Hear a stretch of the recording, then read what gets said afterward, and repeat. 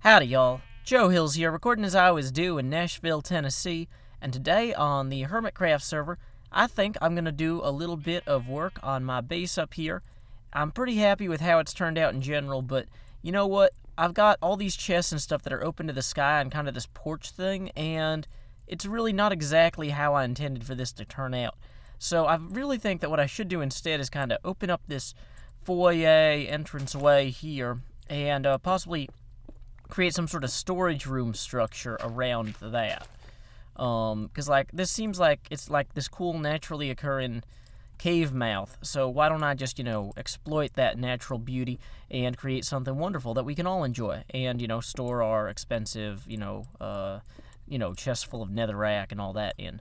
So, anyway, for those of you guys who don't know, I live in Nashville, Tennessee, which is the home of all sorts of exciting music-related stuff. We've got a lot of, all that country music and all the bars where they, play the country music. But we are also a pretty major graphic design hub because the music industry needs folks to design album covers.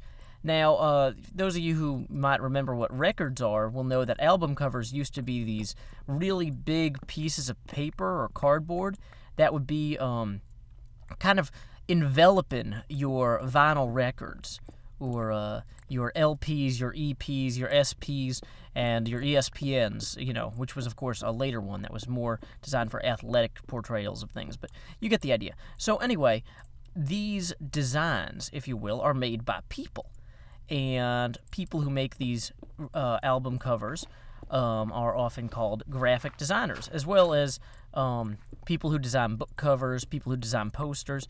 There's a huge umbrella of careers under that graphic design umbrella. Did I say umbrella twice there? I feel like that was terrible. What I should have said is there's a torrential downpour of opportunities for folks who want to create an umbrella that is covered in artwork that will keep your vinyl safe from the rain. I've used the rain element twice. That's a terrible metaphor. So anyway, I spend a decent amount of my time on graphic design as part of my day job, and so I know a little bit about how professional design works. And so some of you guys will, make things like thumbnails and stuff like that, for folks whose videos you like, some of you viewers. And you might notice that I don't normally accept outside help on that. That's the sort of thing where I kind of view that as, a job type thing. That's not something I do for fun. That's something I do as a job, which there's also an expression, the cobbler's children go unshod, which is a lot of times I don't have time to make thumbnails because I'm burnt, or I don't have the energy to get excited about making thumbnails because I'm burnt out on designing other stuff for other people for money. So then designing stuff for myself goes kind of by the wayside. So anyway, there are a few hermits that have various levels of professional experience with graphic design. Lucklin, it was a professional designer for many years, and of course now he is a famous LPer and family man extraordinaire. But even though we have this experience, even though some of us have this experience, some of us have not worked in the field of hiring professional artists before. And I've realized that many of you guys probably also have not had that experience. And so I kind of wanted to talk a little bit about that, because that's one of those things where it's kind of neat if you've never really done it to kind of hear about, I think anyway. But for example, when we did the work and draft illustrations, we would actually hire artists where we would pay professional artists money. And there's kind of a few things about dealing with professional artists as opposed to hobbyists that folks don't always keep in mind. One of them is, if it's somebody's job to do something professionally, they're either going to do it professionally or they're not going to get hired again. And so you get a certain level of speed and quality. For example, if somebody was like, oh, hey, Joe, I want to draw this picture for your thumbnails. And I said, okay, great. I need it by Thursday. And then it's not there on Thursday. It's well, what'd you expect? It was free. It's well, that's why I don't say yes to people about stuff like that. But, with a professional, you get some assurance contractually that, if something is not delivered by a certain date, then, you either don't pay either there might be some sort of penalty in their payment, or the contract might be void. There's all sorts of different options that you have. And so this is something that we're actually kind of excited to start talking about on our server in terms of figuring out what we want to do with an actual hermitcraft logo. Not just a word mark, but an actual full-on logo. And so I'm really excited. We're going to get together sometime this weekend, and I don't think the proceedings are going to be public, but, I mean, most of the stuff that's said there won't be secret either. So, like, because this is the sort of thing that I know a lot about and I work in, it's really interesting to me, like, talking to you guys about it. Let's see, here's my old ladder well, which I still don't think I've covered up. That's probably super hazardous up there. But anyway, so I wanted to talk a little bit about the process by which you would actually, like, figure this stuff out. So, like, for example, the first thing that we need to do is figure out collectively as a group what our requirements are for the artwork or for the brand and materials. Like, what do we need? Like, do we need a word mark? Which, like, a word mark is just like the name of what you do in an interesting presentation of the actual letters, right? So some of you guys might think, like, okay, so the word FedEx on the FedEx trucks, that's kind of a word mark, if you think about it, because it's the word FedEx, but it's got an arrow in there over by the X, which is just, it's an interesting way of presenting the word FedEx. And then there's other things. A Coca-Cola, for example, is famous for having a word mark. Now, Pepsi, on the other hand, has a logo in addition to a word mark, which their logo is that kind of wave of democracy around the world, which they turned into like a winky smile thing a few years back. It's kind of weird. I guess it's okay. You know what? I don't know if I want to dig out this cave mouth too much here, though. Because, let's see, that's part of the natural beauty of this. And you can see this kind of coming up around here. Yeah, okay. Well, I've already dug out enough of it that it's slightly less appealing. Well, we'll have to figure this out. But anyway, let's see. Having this big open area here isn't necessarily great either, because then mobs can come in here. So, first thing we'd need to figure out before we hired a graphic designer, or before one of us, like Lucklin or I, actually started work, we'd have to figure out all the requirements. Do we need a word mark? Do we need a logo? Do we need it, and like, where would we use it? What do we need it to, what does it need to do? Like, should it be a requirement that the word mark and the logo together must fit into a square because, you know, YouTube, for example, has things that are square or things at certain ratios, where we would need to, we would need to be sure, like, for example, if I had something that wasn't square, I couldn't put it on my channel as my channel logo, right? That's why I've got a square picture of my face, and, you know, that works. But, so if I was designing a new channel logo, the first requirement would be, has to be square, okay? Other things, though, like with a logo, a lot of times the less colors that it needs to work, the better. Like, the strongest logos have as few lines as possible and really work with just two colors, like white on black or black on white. And that might be used traditionally with other colored stuff, but it would be fully functional even without the color.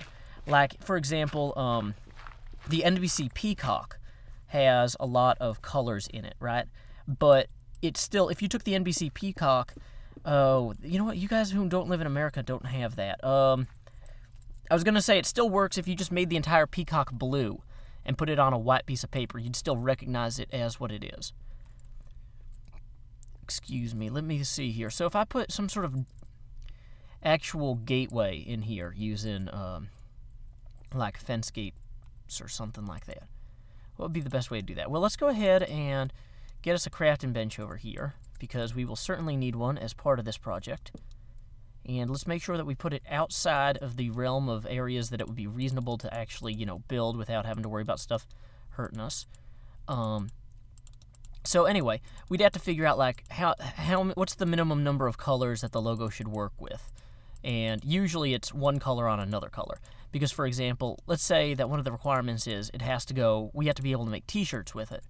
Well, t-shirts, to be cost-effective, and if you guys don't know, I also make t-shirts as part of my job, and part of my Team Snow Day duties, which you can buy at teamsnowday.com/store.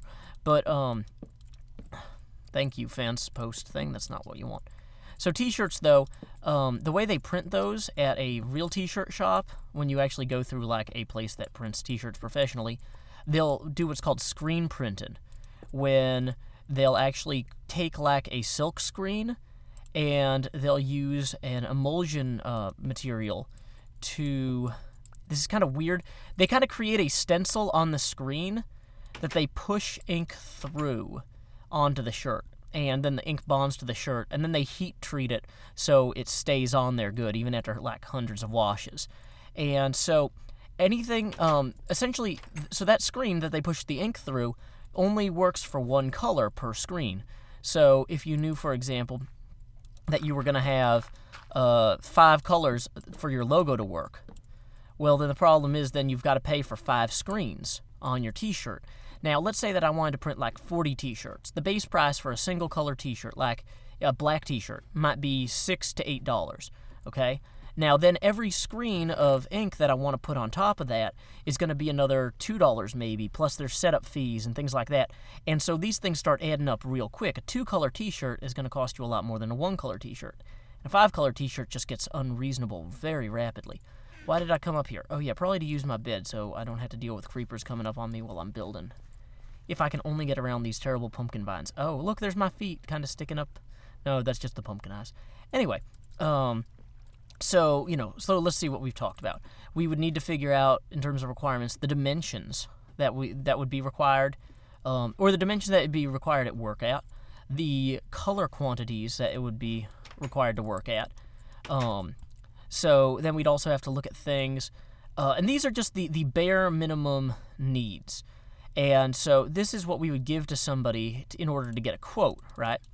We would go to a graphic designer that we knew or liked or whatever and say, hey, we need a logo that would be that would work in these different configurations, work with and without a word mark. We would need it to work in one color, but we'd also like a colored variant. How much would this all cost us, right? And so then we would get a few quotes from people. And so essentially the way we'd figure out who we got quotes from even is we would look at the portfolios online or use referrals from other people. Let's go ahead and move this in here.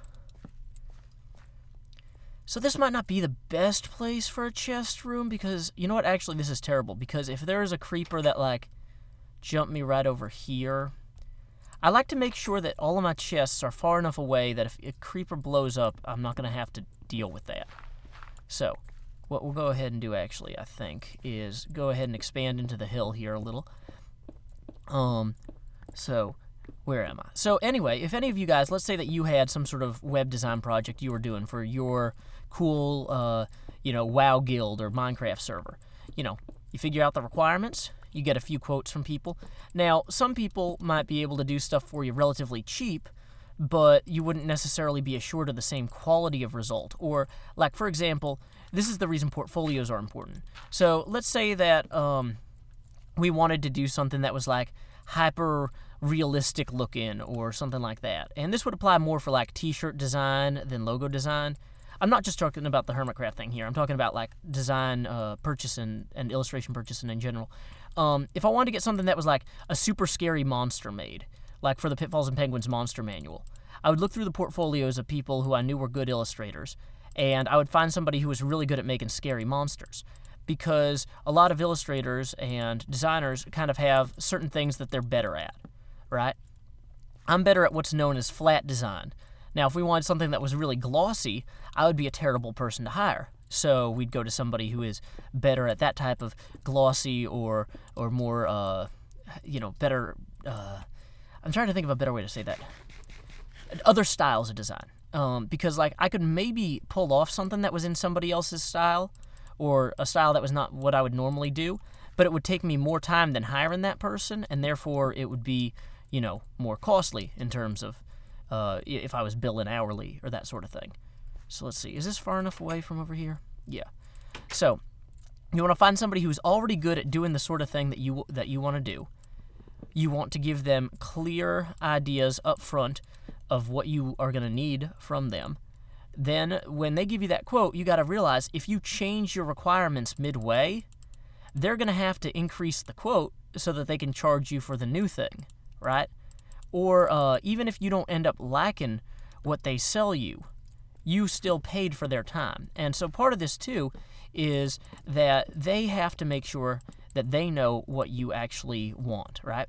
So after you've gone ahead and picked somebody who, you like their portfolio, you got a good quote from them, then what you want to do is sit down with them for an interview, and they're going to ask you a bunch of questions about what it is you're trying to have made. Like, for example, with hermitcraft. Well, on paper, what is it? Okay, it's a bunch of people that play video games together. Okay, well, are all the people like in the same room, or are all the people in the same place? Do they have anything in particular in common?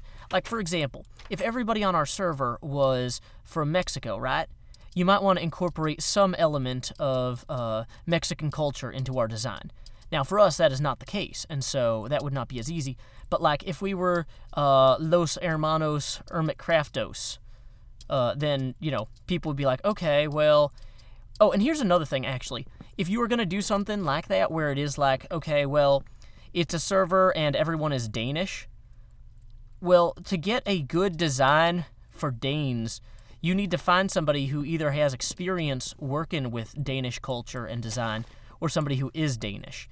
Like, if you just hire some random guy for your, like, awesome Peruvian Minecraft server to do your logo, and that guy knows nothing about Peru, well, he'll go and he'll Google image search some stuff, but he won't necessarily realize that, like, oh, there's this Peruvian landmark that you guys built on your server, and you want to incorporate that into your design because that's so clearly a part of your identity, not just as a country, but as a server. Now, so, yeah, they might ask, okay, what do the players have in common? What are the goals of the community? Because they would want that logo, and we would want that logo, to reflect that kind of design, or to reflect that kind of ideal or goal of the project. And then they'd also possibly ask questions about, like, what kind of message are you trying to send to people who... So not just who are you, but how do you want to be perceived, right? So let's say that I ran a server for people from California who really like surfing but also play Minecraft, right? Well, surfers have this kind of laid-back attitude with the beach. Let's say that the spawn was on the beach. The person designing the logo might try to look at elements from surfing and might try to choose a typeface that's more laid-back and friendly, right? But if let's say I was running a server for people who are all math geeks, right? And so all the people on the server are math geeks. They're all very technically minded. Everything they do is redstone. Well, you'd want to hire somebody who's got experience working with, like, technical diagrams and something like that, because then they could make an awesome server logo with, like, an electrical engineering joke in it, and and they would think to choose typefaces that were, like, the sort of thing that you would use in your CAD program or on your CNC terminal or stuff like that. So kind of, this is one of those things, like, you find somebody who gets you, and then they ask you questions to make sure that they get you. So you're kind of both meeting each other halfway here. And so, like I said, it's a sort of thing where it's a complicated process to get stuff done, but it's a good process at the same time, because a lot of times people don't think about who they are or what they do exactly or how they want to be perceived until they start getting asked these questions. Like, they don't necessarily have answers off the top of their heads. And that's what makes it so hard to do logos and stuff for group projects like this. Like, if you had your own server, you'd have to figure out, well, is who we are as a server who we think we are as a server? Or is it how we want to be seen as a server? And, kind of evaluate current opinions and get a sense of where you really are, and not just where you think you are. But anyway, wow, I'm burning through wood on this. This is not how you make a chest, though. Bum bum. Okay. So, plenty of lumber, though. This supply room should hold me over essentially indefinitely. My goal here is to not have to deal with supply rooms again on the server after this one's done. So, let's see. If you guys have any questions about this graphic design stuff or about becoming designers, that's the thing I love most about becoming a designer, though, is that interview process, is talking to people and making sure that I'm helping them communicate to the best of my ability what they do. Because people could be awesome at stuff that they do. Let's say somebody designs heart valves, and I don't have any clients who actually design heart valves, so that's okay for me to say. But let's say I had somebody who designed a heart valve.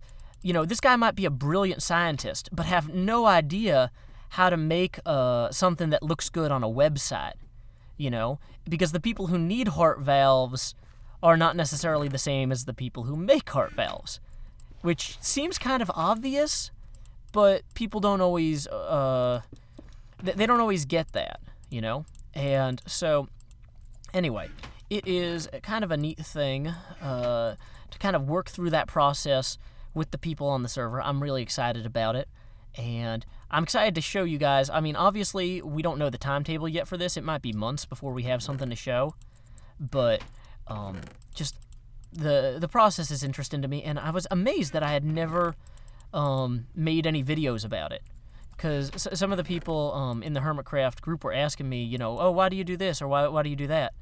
I'm thinking, like, how have I never said this anywhere on video? That would be helpful for everybody, not just them, but like for you, the viewers, as well, as you are starting businesses or setting up websites or things like that. So let's see, cobblestone. I think that I've pretty much said everything that I can about the interview process. So then the next part of this would be essentially the person might go ahead and throw together some early drafts of different ideas. And essentially, finished ideas take a lot more time to make than partially executed ideas. So they might set up a draft. They might set up 2 or 3 drafts internally, either with their firm or just like, on their computer. And then they'll go ahead and show one to you and say, okay, so let's put redstone in over here. And let's put redstone here like this. Boom, boom, boom. Cool. So they might say, okay, here's the direction I'm heading in. I spent a few hours on this draft, and if you like it, then I'll finish it, and so it'll actually be, done. Because polishing things takes a lot of time. And if you don't like it, then you get to say so then before they spend all this extra time polishing it that eventually gets thrown out. And so at that point, essentially we would all talk about either on hermitcraft or like with Team Snow Day, look at the illustration or whatnot and say, okay, does this draft meet our needs? And sometimes with the draft, things like, aren't really all there yet, and so you can't really tell.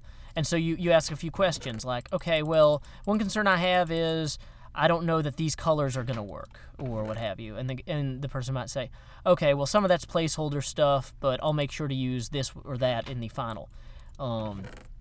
And that sort of thing. So you get all that sorted out, and then you let them polish it. And when they deliver I should have said before you actually do the interview process, once they've given you the quote and whatnot, you'll usually pay them half up front. So that way they have money to spend. So like, let's say that the guy's like, okay, well, I need to go buy this font or this or that. He would buy that out of the upfront money, or he'd use resources he already has. I mean, with Plink the way it is now, which is the photo lettering, like by House Industries, like honestly, you could use Plink for half of things like word marks and things that people need. I'm not saying that I think whoever does the hermitcraft thing should do that, because if they're going to just use Plink, then I might as well have just used Plink, and that would have cost me, 10 minutes and $7. But where was I? So you pay half up front, and then when they deliver the final files for your approval, you'll have, some right to point out if any of the specifications or requests that you made earlier were not met. Then you can essentially say, hey, well, you said it would be like this. Could you adjust it so it's like this? But at that point, if you're just like, hey, well, what if we redid the whole thing, but instead of being with surfing theme, it was with like mice? Could we start over from scratch where everything's with mice instead of surfboards? At that point, the guy would be like, okay, well, here's a new quote. I'm going to need to be paid for the work I've already done, and then I'm going to need to be paid half up front toward the new quote. And so that's one of the reasons it's so important to take the the interviewing so seriously and to take the draft process so seriously, because at the point where you're actually getting delivered stuff, it's just too late to start over unless you have a lot of money and just lack starting over. Which some corporations, like, if you're Nick at Night, for example, in the House Industries book, they talk about when they worked for Nick at Night, how Nick at Night would just pay them to redo work, even if the work was good in the first place, just because they liked having more than one of everything. They were just like, they just wanted it whether they needed it or not. And so the problem was, it cost twice as much because they were paying for two of everything. But that wasn't really a problem for the design company because, hey, they're getting paid twice as much money, so, that's cool. But, that's another thing about, professional designers, is they'll usually have contracts that stipulate all this up front and that sort of thing. So that way there's no surprises for anyone unless they didn't read the contract. Which, oh, by the way, guys, seriously, read every contract. It's one thing if you're like, well, I'm not going to read the iTunes EULA because, it's lame. I mean, that's not great, but you don't have time to read the iTunes EULA. But, if you were signing a contract with a person, let's say that you hire a pest control guy or a plumber, and there's a contract involved, read that contract. It will describe what they expect of you, and if you don't deliver on what they expect of you, then they might charge you extra. And how can they do that? How can they just charge you extra? Well, you gave them permission to when you signed the contract. For example, it might say, if I'm going to deliver a washing machine to you, then you need to be sure that the laundry room area is free of all just random stuff. Don't have a bunch of mops in there, don't have baskets of laundry, just empty the entire room so I can install the machine. And then if somebody doesn't clear everything out, let's say I show up with the washing machine, and it's like, oh good, it's a laundry room full of baskets of clothes and a bunch of other stuff. Well, that's going to slow me down, and if the contract says that means I get to bill an extra $600 for cleaning fee or whatever, then I'm going to bill an extra $600. And, a lot of those sorts of fees can be punitive by nature. It's not that the guy who delivered your laundry machine really wanted that $600. He just really wanted to deliver the laundry machine and then leave because he has 8 more to deliver and he doesn't want all of his customers to be mad at him all day. That's just how that works. So let's take this netherrack out of here. I don't know why I had that in here. This is nice, though. I'm kind of getting all this sorted out slowly but surely. I think I'm going to just put flint in there with that because, then I've done it. So it's one less thing to worry about. I'm wondering if I should put some sort of glass or something around this room. Oh, yeah, that would actually be kind of neat as well, is having this room, glassed in and then have an entrance over here somehow. I would come back and through. This is going to be a real pain to do because I haven't filled the room yet. But, once I would have the room filled, I could glass this in and then have a doorway or something right here that's facing my ladder. Well, that's off by one, but you get the idea. Boom. Yeah, that's okay. I don't know. I'll mess with it. But anyway, so that has been the graphic design process from your internal assessment of design requirements and requesting quotes all the way through receiving your deliverables and hoping that you asked for the right things in the interviews and everything else, because if you didn't, then that's kind of on you. And it's also on the designer, though, because the better a designer is, the more professional a designer is, the better they are at reading people and at knowing which questions to ask about what your product is and how your product should be represented. And so, if you go with somebody who's got, years of experience in graphic design, or decades even, there is just some really great work that's done by people who understand people.